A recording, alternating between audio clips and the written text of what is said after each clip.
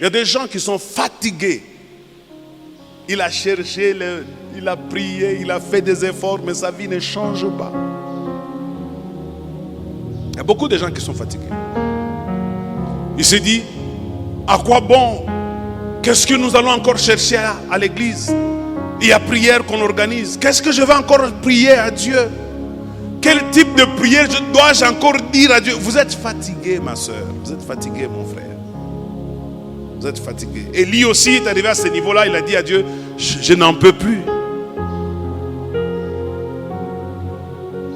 Et Dieu, dans son amour,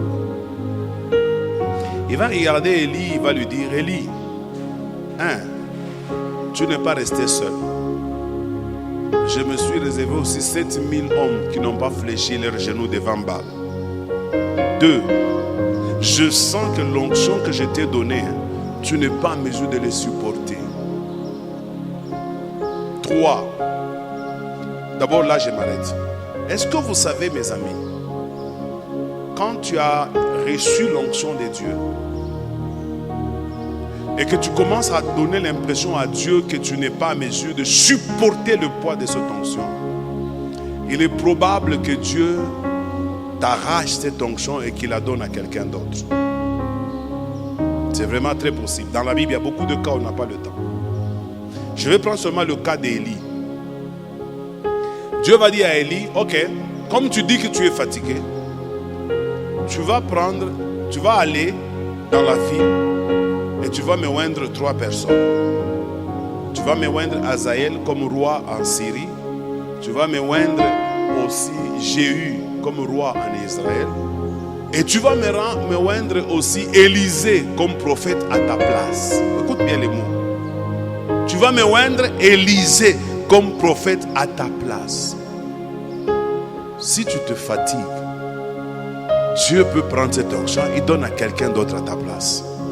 Dans la Bible, j'ai beaucoup de cas de personnes à qui Dieu a donné des missions, mais ils se sont fatigués. Et Dieu a pris ça, il a donné à quelqu'un d'autre. Même quand tu donnes de l'argent à Dieu dans son œuvre, ne te fatigue jamais. Hey, est-ce que tu peux me donner un bon amen? Donne-moi un bon amen. Je vais te dire une vérité. Est-ce que tu sais que l'argent que tu as, c'est Dieu qui t'a donné? Si c'est lui qui t'a donné, c'est lui qui sait que tu es capable de supporter ça. Mais si toi tu veux lui montrer que tu es fatigué, il va prendre ça, il donne à quelqu'un d'autre qui est disposé à donner, n'est-ce pas? Alors fais attention. Ne te fatigue jamais tant que Dieu t'a donné. Moi je me dis toujours, si Dieu ne veut pas que je donne, il va m'arracher. Mais s'il me laisse l'argent en poche, c'est qu'il veut que je donne. Tu me donnes un bon amen.